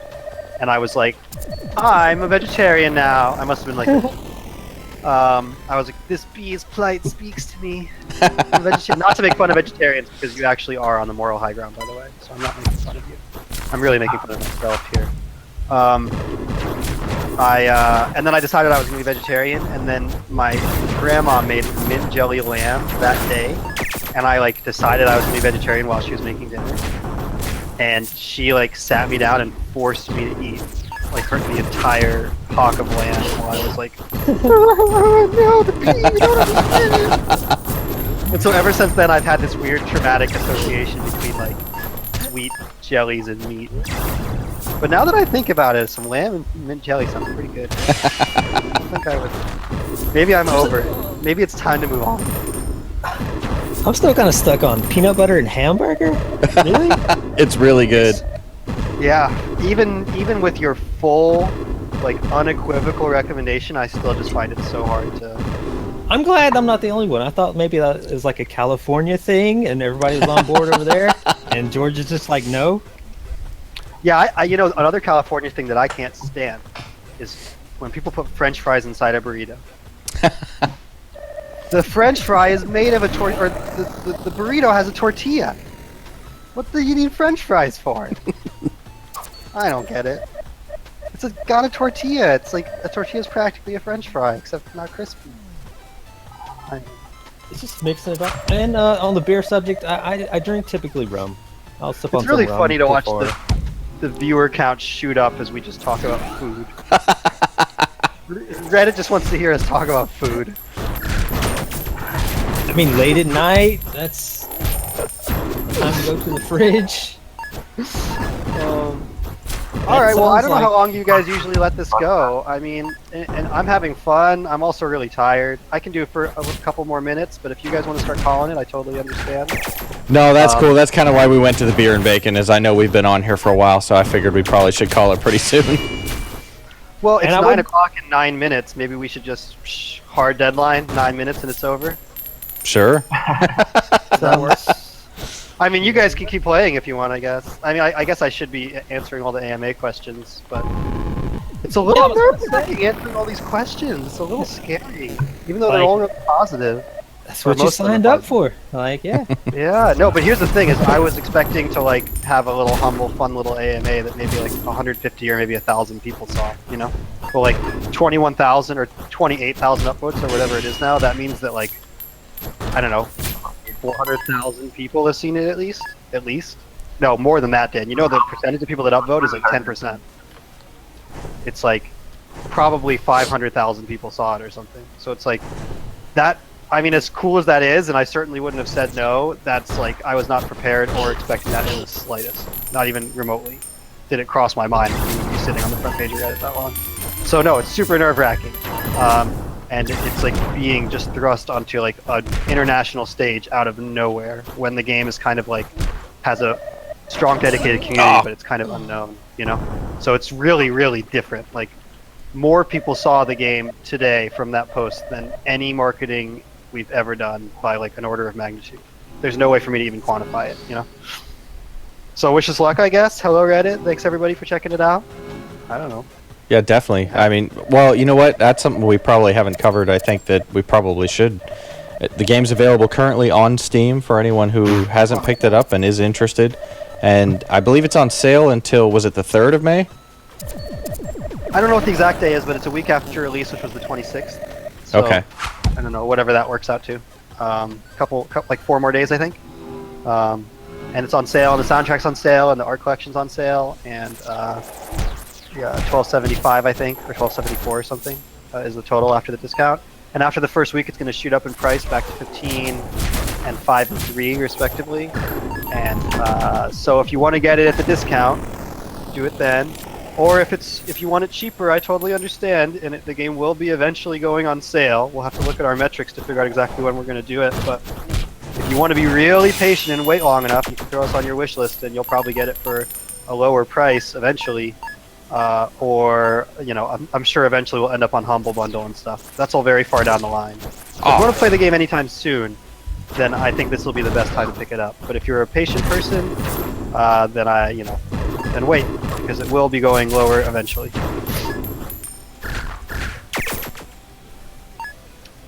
Sorry, So I yeah, just you have... said the music was on sale too. That was one of the things I always seem to like about the indie games. Like the music just seems, I like to chill out to it more so, which is kind of hectic in this game. But yeah. Well, I must have really generally pleasing tastes, because I mean most of the music was really just chosen personally by me and Danny. Like before we knew anything about the bands or really anything, we like contacted them and asked them to be in the game because they were our favorite bands. So like when people ask me what my favorite song is, and I say, oh, it's the live edition shop music Easter egg from my game, I'm like, serious. That's my favorite song. So a lot of those Slime Girl songs that are on the tracks, those are my favorite songs. So like literally the soundtrack for this game is just my favorite songs. I don't know if Danny likes it as much as I do, but I like it, but I'm more of an 80s that's pop where guy. it came from. It's just like the shit we liked. So it's cool that everybody else seems to like it so much too, and I'm really glad to be giving those bands extra exposure. And if you buy the soundtrack, 60% of the sales of the soundtrack go to the musicians. So if you want to support the musicians, they already got paid to be involved with the game. So the musicians don't get paid if you buy the game. But if you guys buy the soundtrack, they will get paid. So if you love Slime Girls and you love Protodome and you want to show some love, then you know most of the money is going to the musicians, not us. So go for it.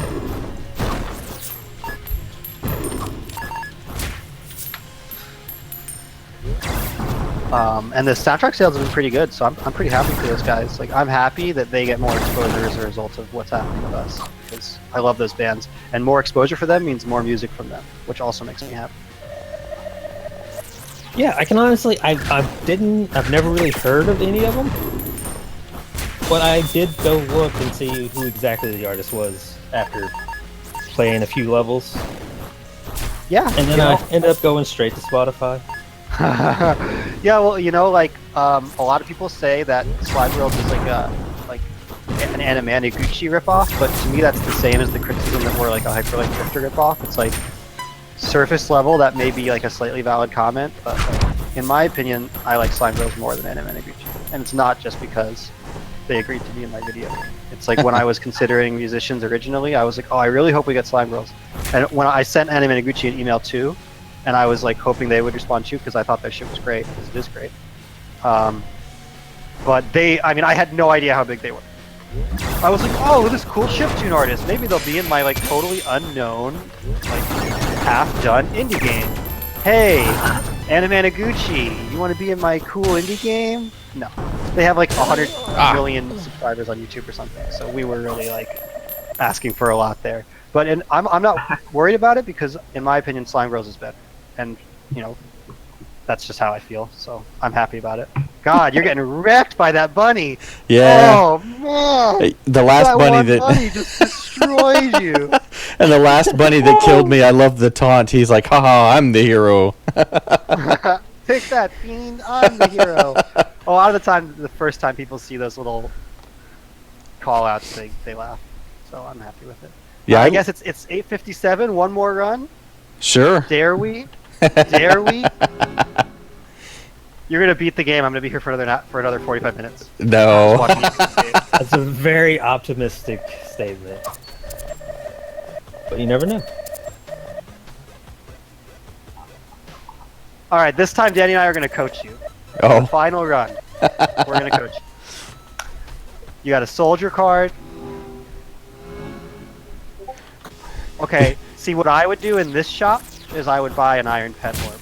Oh, I'm already out of the shop. I was going to say, the bad thing about you guys watching there is you're about on a 15 to 20 second delay. Yeah, no, that sucks. I wish I could just like... Well, it's going to be a lot harder to coach you now because, honestly, that blinking stone is going to make it... You're not going to like that. I mean, it can be good, but...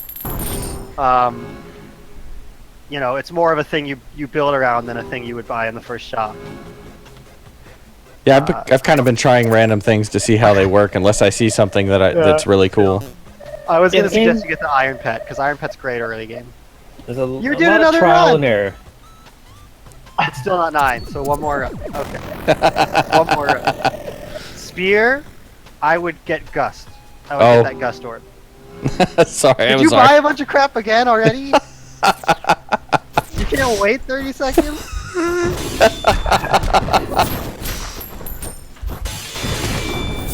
Well, what do I know anyway? I can't even beat the game.